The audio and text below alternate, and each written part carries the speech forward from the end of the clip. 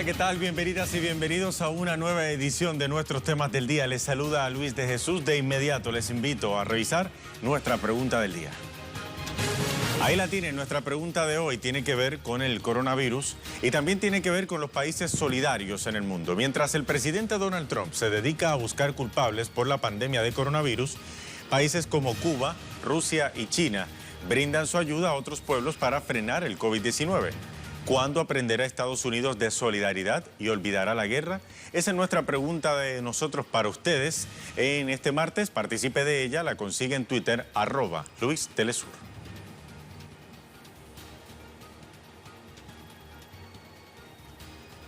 Vamos a iniciar de inmediato revisando las noticias que tenemos para hoy.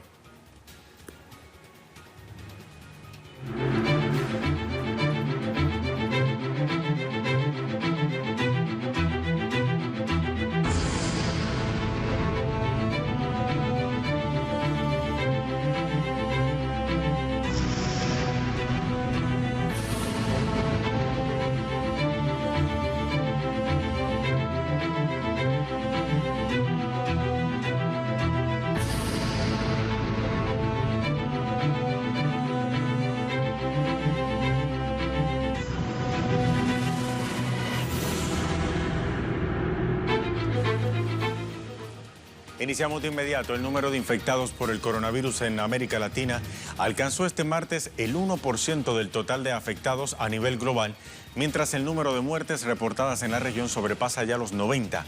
Los países adoptan las medidas recomendadas por la Organización Mundial de la Salud. Este es nuestro primer tema del día. Mientras tanto, países como Cuba, Venezuela y Argentina lideran la implementación de las acciones sugeridas por la OMS. Hasta la fecha se registra un bajo índice de contagio en la región. En contraste, países como Brasil, Chile o Colombia se han declarado en estado de emergencia por la tardía implementación de las medidas de cuarentena, evidenciando altos índices de propagación por el COVID-19.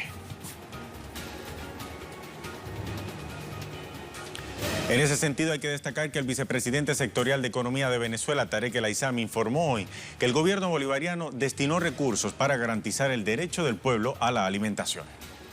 Ya hemos aprobado los recursos necesarios para garantizar la distribución de 7 millones de CLAP hasta agosto de este año, al menos hasta agosto de este año. Ya tenemos garantizado tanto la inversión de recursos como la adquisición necesaria de todos los rubros que conforman los CLAP que se distribuyen casa por casa.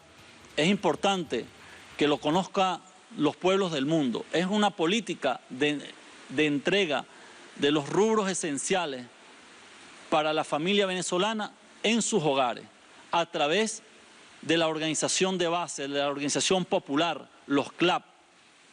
Esto se hace periódicamente. Ahora, los anuncios hechos hoy por El Aissami se suman a las medidas de contingencia que viene sumando el gobierno bolivariano de Venezuela desde la pasada semana para intentar frenar el avance del COVID-19. ¿Qué más han hecho las autoridades venezolanas en el país? Le preguntamos a nuestra corresponsal, Madeleine García, quien tiene los detalles. Madeleine, un gusto saludarte. ¿Qué otras labores están haciendo las autoridades venezolanas para frenar el avance del COVID-19 y qué otros anuncios hizo más temprano El Aissami? Adelante. Hola, te saludamos. Pues está en pleno desarrollo el casa por casa, es decir, las pesquisas de los médicos cubanos y los médicos venezolanos en las diferentes zonas del área metropolitana de Caracas, también a lo largo y ancho del territorio nacional, buscando en las casas los posibles contagiados con el COVID-19. ¿Y de qué manera lo están haciendo? Pues hay un sistema en Venezuela que se llama Sistema Patria, a través del Carnet de la Patria. Allí está colgada una encuesta, las personas se autodiagnostican, es decir, colocan si ha venido de algún país, si tiene algún síntoma, qué tipo de cosas de salud presenta, y en este sentido son apartados o segmentados los grupos para ser visitados casa por casa por los médicos cubanos. Es una especie de Big Data que permite llegar directamente a cada una de las familias y de esta manera determinar si la persona tiene o no coronavirus. En este sentido, explicaba el vicepresidente de Comunicación e Información, Jorge Rodríguez, que 12 millones de venezolanos han llenado esta encuesta vía online. Esto ha permitido segmentar aproximadamente 21.000 personas y de estas 21.000 personas, 185 casos. Hasta ahora, recordemos que esta cifra está cambiando, pues han sido aisladas y se le han hecho el test del coronavirus y es cuando se ha determinado que 84 personas han resultado positivas. Esto además permite hacer un punto y círculo, es decir, ver qué tipo de enfermedad, qué personas viven con este paciente, aislar completamente a esa familia en cuarentena, tomar medidas, pero además lo hacen en conjunto con la comunidad. Es decir, por ejemplo, nosotros hoy visitamos la parroquia Coche, que es una parroquia popular de la capital, y allí quienes estaban guiando a los médicos eran los consejos comunales, porque aquí hay 5 estructuras de organización popular. Esas diferentes estructuras de organización popular acuden a los centros de diagnóstico con lista en mano determinada por este sistema. Van casa por casa y ya la gente de la comunidad, que es la que conoce el terreno, conoce al vecino, lleva directamente a los médicos. Allí le hacen una primera evaluación médica. Le preguntan cuáles son sus síntomas y de acuerdo a cómo ven al paciente, entonces es llevado al centro de diagnóstico. Depende de lo que tenga, ya cuando lo llevan al centro de diagnóstico porque le van a hacer la prueba. Inmediatamente le hacen la prueba, que puede durar de 24 a 48 horas, lo aíslan completamente esperando los resultados. Y si el resultado da positivo, pues esa persona se pone en tratamiento y de acuerdo a los síntomas que vaya presentando se le va dando la dosis de los medicamentos que están acá en Venezuela, que son 24. Entre esos está el interferón, que es el medicamento cubano. Está otros medicamentos que ya están acá en el país y de esta manera van cortando, porque la misión es cortar la cadena de contagio, porque una persona que esté enferma y acuda a un centro asistencial va por el camino dejando huellas, por llamarlo de alguna manera. De esta manera se evitan 2 cosas. Primero, la cadena de contagio y segunda, que colapsen los hospitales, como ha ocurrido, por ejemplo, en Italia y en España. Así que el médico va hacia el paciente y no el paciente va hacia los centros asistenciales.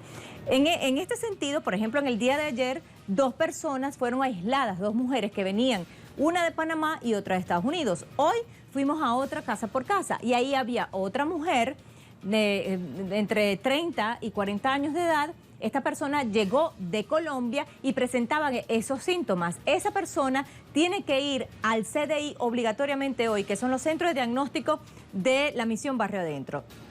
Si la persona no va, es buscada por el vecino, por el consejo comunal, por el líder de la comunidad que determinó que esa persona estaba allí con esa enfermedad. Y si no, los médicos también acuden y le dicen, señora, usted no fue, tiene que ir a hacerse el test porque podría estar en peligro no solamente usted, sino la vida de todo un colectivo. Así que esas son las medidas preventivas que casa por casa se están desplegando en este preciso momento que se llama el despistaje del coronavirus y por supuesto esto determinará en los próximos días si hay o no hay, qué nivel de disminución de la enfermedad existe acá en Venezuela. Luis.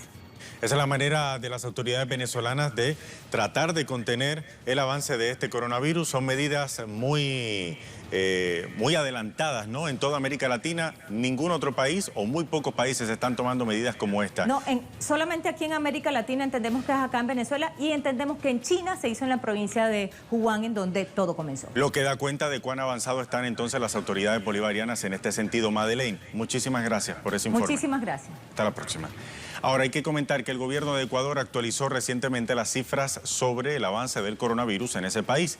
Desde Quito, la capital, nuestra corresponsal Denise Herrera se une ahora a esta transmisión para actualizarnos la información. Denise, un gusto saludarte. Por favor, actualízanos la cifra de contagios en Ecuador y también qué nuevas medidas ha anunciado hasta ahora el gobierno de Lenín Moreno para aplacar el avance del coronavirus. Adelante. Hola Luis, qué gusto saludarte a ti y a toda la audiencia de Telesur. Y bueno, la realidad en Ecuador es distinta. Inclusive hoy hubo un incremento de casos confirmados de coronavirus. En Ecuador asciende a 1.049 casos confirmados de COVID en el país, además de 27 personas fallecidas. Son cifras que sin duda alertan a toda la ciudadanía, principalmente a las provincias que han venido sumándose a la campaña de quedarse en casa y de venir también respetando todas las medidas de restricción de circulación y el toque de queda anunciado por el gobierno nacional. Además, recientemente el gobierno de Lenín Moreno, el presidente, mediante su cuenta de Twitter, anunciaba ya una extensión del toque de queda a nivel nacional. Antes solo entraba en vigencia esta extensión del toque de queda en la provincia de Guayas, que es la provincia que más casos reporta hasta el momento, 807. Ahora el toque de queda a nivel nacional será desde mañana, desde las 2 de la tarde hasta las 5 de la mañana. Unas nuevas medidas que ha tomado el presidente Lenín Moreno, primero en relación a la protección de los territorios, principalmente del Guayas. Hacían nuevos anuncios, uno de ellos es justamente del nuevo ministro de Salud, Juan Carlos Ceballos, quien ha dicho que traslada la sede del Ministerio de Salud a la provincia del Guayas para atender toda esta emergencia sanitaria, principalmente en ese lugar. Pero además, el presidente Lenín Moreno anunció que dispone nuevas medidas en esa provincia, como son la implementación de 3.300 uniformados en 300 vehículos que monitorearán el cumplimiento de las medidas en el Guayas. Además, 41 puntos de control externo y más de 59 internos se han definido. También anunciaba el presidente Lenín Moreno que el jefe de Estado Mayor de las Fuerzas Armadas solicitará que la ciudadanía lleve su cédula de identidad al momento de circular y también se tomará una foto del documento para determinar si hay o no una infracción. También el gobierno del Guayas anunció una campaña intensiva de fumigación en la provincia y también los controles se centrarán en 14 puntos críticos, en especial en el sur de Guayaquil. ¿Por qué en Guayaquil se intensifican estas medidas? Ya que justamente lo que decía anteriormente es que es la provincia que más casos reporta, pero además también es la provincia que más casos de detenciones ha reportado. Recientemente el Ministerio de Gobierno actualizaba estas cifras y son alrededor de 947 detenidos, casi el mismo número de personas contagiadas de coronavirus en el país. Principalmente todas estas personas se centran, 345 personas en la provincia del Guayas, por lo cual las autoridades han declarado esta provincia como una zona de seguridad. Pero además también, Luis, ayer se anunciaban nuevas medidas económicas. En un inicio, luego de la salida de la ex ministra de Salud, Catalina Andramuño, quien dijo en su carta de renuncia que deja la cartera de salud porque nunca contó con los recursos suficientes para atender esta crisis sanitaria, algo que no ha vuelto a reiterar. Ella anunció eso en su carta de renuncia. No hubo un pronunciamiento oficial de las autoridades. Lo que ha dicho recientemente el ministro de Salud, el nuevo ministro de Salud, es que hay varias irregularidades, principalmente en la compra de las pruebas para el COVID. Se han anunciado ahora una serie de nuevos insumos, inclusive el vicepresidente Otis Hohenholzer anunciaba ya una donación desde el gobierno de China para Ecuador en temas de medicamentos, también de suministros como de protección para los médicos. Sin embargo, esos han sido los nuevos anuncios del gobierno, pero lo que era importante sumar también era el tema económico. Si bien todos los sectores sociales, políticos e inclusive la Asamblea Nacional le hicieron y le exigen al gobierno atender esto, también dejando de lado todos los temas económicos dentro de la agenda del Ecuador. El ministro de Finanzas ayer anunciaba que Ecuador sí tendrá el pago de 3.024 millones correspondientes al capital e interés del bono 2020, lo que según el ministro ha dicho que este pago permitirá que el Ecuador tenga un ingreso de 2.000 millones de dólares en corto plazo para atender esta crisis sanitaria.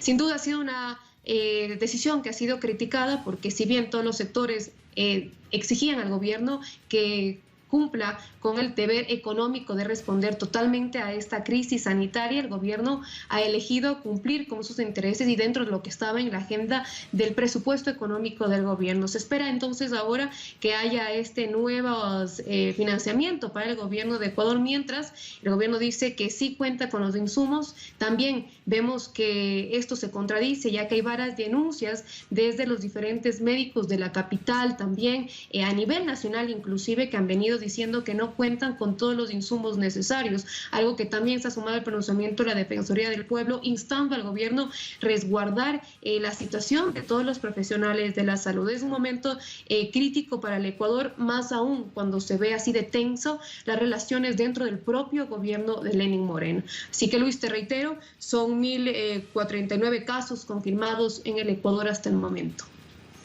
Denise Herrera, esa es entonces la situación en Ecuador. Muchísimas gracias por ese completo informe. Dice que está también sufriendo los estragos del brote del coronavirus es Brasil. Nuestro corresponsal André Viera nos tiene información sobre lo que está sucediendo en el gigante suramericano. Adelante, André. Hola, sí, saludos para ti, saludos para nuestra audiencia. Efectivamente, desde el día de hoy, el comercio aquí de Río de Janeiro también está cerrado, así como todas las capitales y el Distrito Federal. En total ya son 26 ciudades capitales, más el Distrito Federal que tiene el comercio cerrado como forma de impedir el avance del COVID-19 aquí en esa nación. Asimismo, los servicios esenciales continúan, estamos hablando de los hospitales, de las farmacias, también de los mercados.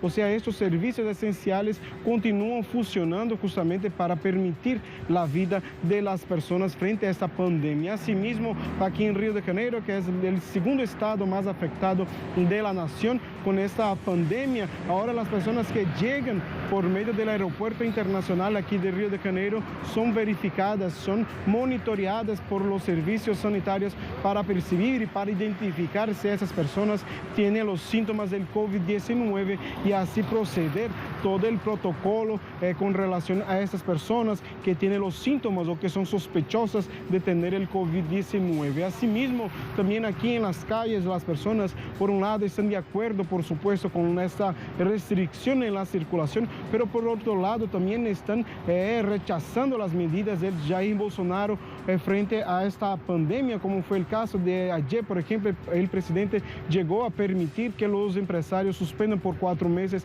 los salarios de los funcionarios, una medida que ha sido rechazada por toda la población, y luego el presidente ya no avanzó con ese decreto y ya no publicó ese decreto, y ese decreto ya no tiene más validad aquí en este país. Por otro lado, también están muy contentas, por un lado, con los gobiernos locales, con el esfuerzo, pero por otro lado, llama la atención que el gobierno de Jair Bolsonaro es justamente un obstáculo para los gobiernos locales avanzarem con estas cuestiones de restricción, como es el caso, por ejemplo, del aeropuerto, que el gobernador aquí de Río de Janeiro ya había solicitado, determinado el cierre de los vuelos internacionales, pero que siguen permitidos por cuenta debido a una determinación del propio gobierno de Jair Bolsonaro. Adelante, compañeros. André Vieira, muchísimas gracias por el reporte. Vamos a pasar ahora a Chile. Ya son más de 900 las personas contagiadas de coronavirus. A este panorama se suman las denuncias de la población por la débil gestión del gobierno para atajar la crisis. Desde Santiago de Chile, nuestra corresponsal en directo, Paola Dragling. Adelante, Paola, saludos. Cuéntanos cómo está el panorama político, pero también social en Chile en medio de esta crisis por el coronavirus. ¿Cómo están? Un saludo, buenas tardes a toda la audiencia de Telesur.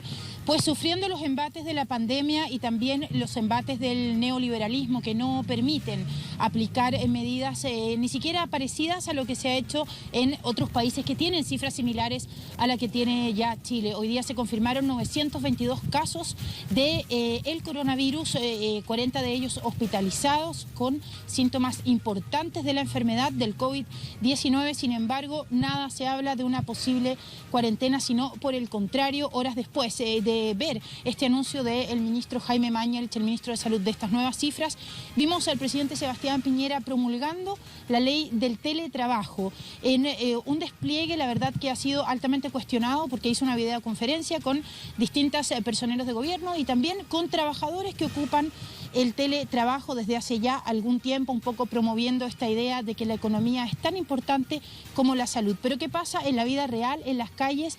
Lo cierto es que cifras de la Fundación Sol dan cuenta que cerca del 40% de los trabajadores chilenos ni siquiera tiene un contrato de trabajo. Eso significa que dependen de lo que logran hacer día a día en trabajos informales, y de esta forma deben trasladarse en el metro de Santiago, en los buses interurbanos que han modificado sus horarios de recorrido en algo que no se ha entendido muy bien, porque si los chilenos deben moverse a trabajar, si no hay cuarentena, si no hay un apoyo social para aquellas familias, que es casi la mitad del país que requiere este trabajo informal, ¿por qué se hace este recorte del horario de transporte? La ministra del rubro hizo unas declaraciones al respecto, diciendo que estaban tratando de ajustar para que no se den estas aglomeraciones, porque lo que vimos anoche fue impresionante. Por un lado, los medios de comunicación nacionales están dando cuenta de estos turistas que han llegado a algunas playas cercanas a Santiago a pasar su supuesta cuarentena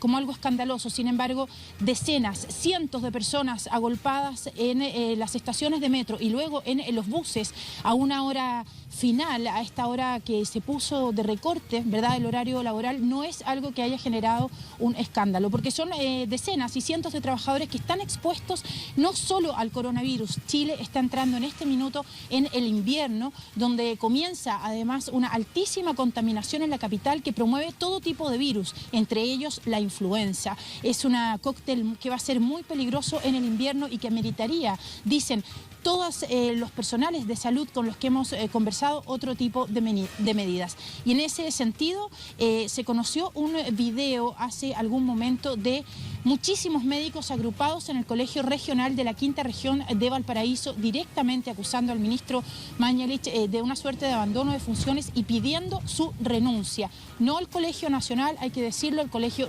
Regional de la Quinta Región, pero además dirigentes de la salud municipal, que son los primeros funcionarios que reciben a las personas primeramente con algunos síntomas. Así es que medidas del gobierno que no están dando efectos concretos en la población, o al menos así no se siente. Paola Dragnik, muchísimas gracias por ese reporte desde Chile. Hasta la próxima. Mientras tanto, Estados Unidos, hay que contarles que lidera actualmente la propagación de la pandemia del nuevo coronavirus en el continente americano. Jorge Estoso, nuestro corresponsal en Washington, tiene más información. Adelante, Jorge. Muchas gracias. La Organización Mundial de la Salud afirma que Estados Unidos podría convertirse en el epicentro mundial de la pandemia del coronavirus. Eso debido a que siguen absolutamente disparados los casos, ya superan los 50.000 y hay más de 600 muertos. El gobernador de Nueva York, Andrew Cuomo, que es el estado más afectado por la pandemia, dice que la pandemia, en vez de avanzar a una velocidad de un tren de carga, viene disparada como un tren bala. Y dice que cada 2 días se duplican en el estado de Nueva York los casos del coronavirus. Eso en medio de una crisis total en cuanto a material disponible, es decir, siguen sin estar suficientemente disponibles los kits de prueba para diagnosticar el virus, siguen sin estar disponibles las mascarillas, los tapabocas, los guantes, todo sistema de médico, por ejemplo, ventiladores, algo que es esencial, también las túnicas para que quienes están en la primera fila atendiendo a los pacientes que han contraído el virus puedan defenderse y no también estar contagiados de la enfermedad. También se está instalando un hospital de emergencia en el centro de convenciones Jacob Javits, en el centro de Manhattan, en la ciudad de Nueva York, con capacidad para 1.000 camas, y va en camino desde San Diego a Los Ángeles un barco hospital también con 1.000 camas, en ese caso para atender a pacientes que no tengan el coronavirus y así entonces aliviar la sobrecarga de los hospitales. A nivel del presidente Trump, tiende a seguir siendo escéptico de que sea necesario estar en este confinamiento por semanas o meses.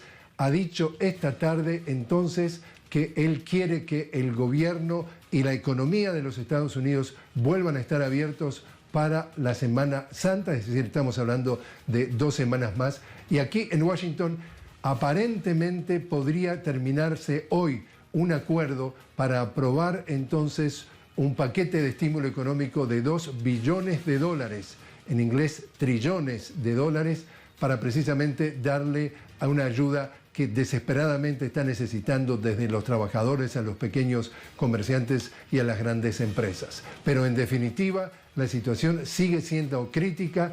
Hay 100 millones de los estadounidenses que están ordenados a quedarse en sus casas y más gobernadores de más estados le están diciendo precisamente a su población de que deje las calles y se concentre en no estar en esto que le llaman lo que le llaman el confinamiento, es decir, la relación social, el aislamiento social, que practiquen el aislamiento social para evitar entonces la propagación de la pandemia. Volvemos contigo. Jorge Gestoso desde Washington, la capital estadounidense, muchísimas gracias. Vamos ahora al epicentro del brote del coronavirus, China. Las autoridades prevén levantar algunas restricciones establecidas en la provincia de Hubei debido al brote de coronavirus. Desde Beijing, Iramsi Peraza nos actualiza. Saludos, colegas, gracias por el contacto. Pues la ciudad china de Wuhan, capital de la central provincia de Hubei y epicentro de esta pandemia de COVID-19, anunció que abrirá sus fronteras, permitirá el transporte y también el movimiento de personas a partir del próximo 8 de abril como muestra del progreso que ha logrado China en esta batalla contra el nuevo coronavirus. Así lo anunciaron las autoridades de esa provincia. En principio, solo los habitantes considerados sanos podrán desplazarse libremente, viajar fuera de Wuhan y fuera de la provincia de Hubei, y para ello los residentes necesitarán un código de salud QR verde que es emitido por las autoridades locales y que certifica que estas personas no están contagiadas con el nuevo coronavirus. Como sabemos, China y en especial Wuhan están tratando poco a poco de reactivar su vida socioeconómica y de volver a la normalidad tras esta batalla contra el nuevo coronavirus. Las autoridades del gigante asiático confirmaron hoy 4 nuevos casos de contagio local por este nuevo coronavirus. La primera vez en los últimos 6 días que se registran nuevos casos de contagio local aquí en China. La Comisión Nacional de Salud también confirmó la muerte de otras 7 personas, todas en la provincia de Hubei, y además se detectaron 74 nuevos casos de infección importados, con lo cual la cifra total de casos de contagio transfronterizos se elevó a 427. La mayoría de estos contagios transfronterizos reportados durante las últimas 24 horas se registraron aquí en la capital de China, en Beijing, lo que obligó a las autoridades de esta ciudad a endurecer las medidas de prevención y control. A partir de ahora, todos los viajeros que lleguen a la capital china deberán pasar de manera obligatoria la prueba del ácido nucleico para determinar si tienen o no este nuevo coronavirus, y además pasar de manera obligatoria los 14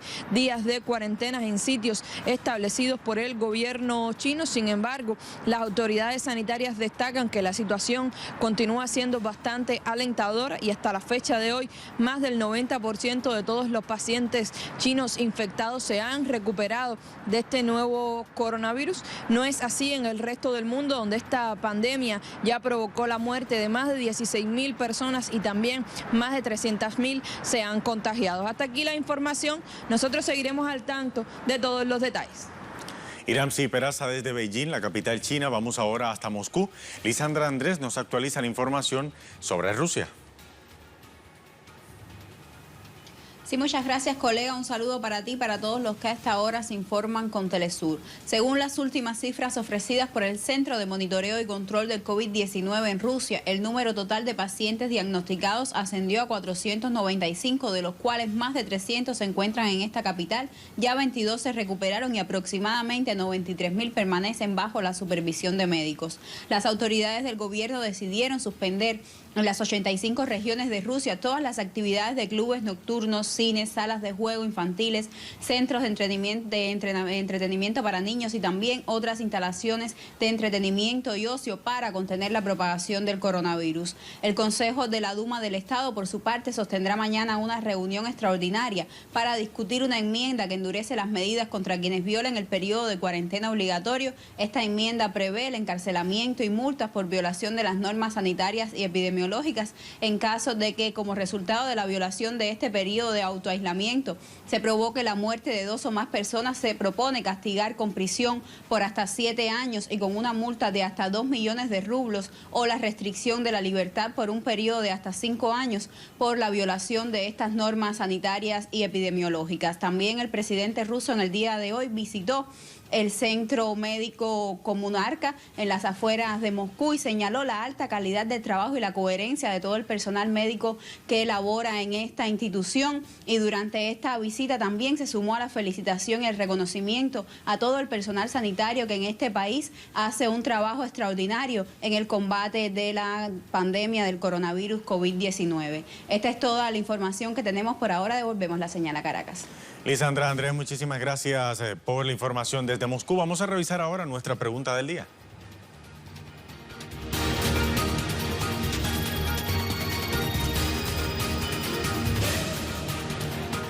Brevemente revisamos nuestra pregunta del día. Mientras el presidente de Estados Unidos se dedica a buscar culpables por la pandemia de coronavirus, países como Cuba, Rusia y China brindan su ayuda a otros pueblos para frenar el COVID-19. ¿Cuándo aprenderá Estados Unidos de solidaridad y olvidará la guerra? Esa es nuestra pregunta. Vamos a revisar algunas respuestas. Iniciamos con Florencia. Lamentablemente jamás, porque mientras exista el sistema capitalista habrá egoísmo, guerra y antivalores. Mejor los pueblos del mundo que hacemos la diferencia continuemos unidos, solidarios, haciendo conciencia, promoviendo valores. Eso nos hará fuerte en las luchas. Unidos venceremos, dice Florencia desde Nicaragua. Vamos a ver Carmen Avendaño. Cuando el mundo entero se una y le enseñe que no son los dueños del mundo, que somos más los buenos, que la verdad y la justicia está de nuestra parte, y al decir hablo de la humanidad. ¿Qué hacemos con dinero sin humanidad?, se pregunta Carmen. Gilberto Pereira, nunca, porque es todo un pueblo obligado a encarnar la maldad. De ahí que nunca ese pueblo verá la luz. Saday nos dice que la solidaridad nunca será parte de la idiosincrasia de Estados Unidos. Su gobierno solo se llena la boca de decir que América primero, pero ni de los pobres de su tierra son capaces de proteger. Vamos ahora a nuestra quinta respuesta. Wilmer Castro, por culpa de arrogancia, creerse dueños del mundo e ignorancia sobre los valores de la vida, Estados Unidos nunca aprenderá y por culpa de sus gobiernos, el pueblo más vulnerable es quien sufre las verdaderas consecuencias. Revisamos otra respuesta. Rebelde nos dice que no pueden olvidar la guerra, Luis, porque desde su surgimiento como nación, esa ha sido su filosofía. Le han metido en la mente a su pueblo que son invencibles. Los superiores, los elegidos, no conciben la ayuda desinteresada, no tienen amigos, solo tienen intereses. Y para culminar, Miguel Abolaño nos dice que cuando el pueblo de Estados Unidos se conciencie y deje de elegir genocidas y terroristas como sus gobernantes, tal vez haya un cambio en ese país. Pero parece que el pueblo socava su propio destino. Sanders es una luz de esperanza, sin embargo, votan por el candidato de la guerra, dice Miguel Abolaño. Así hemos llegado al final de esta edición de Temas del Día. Hasta la próxima.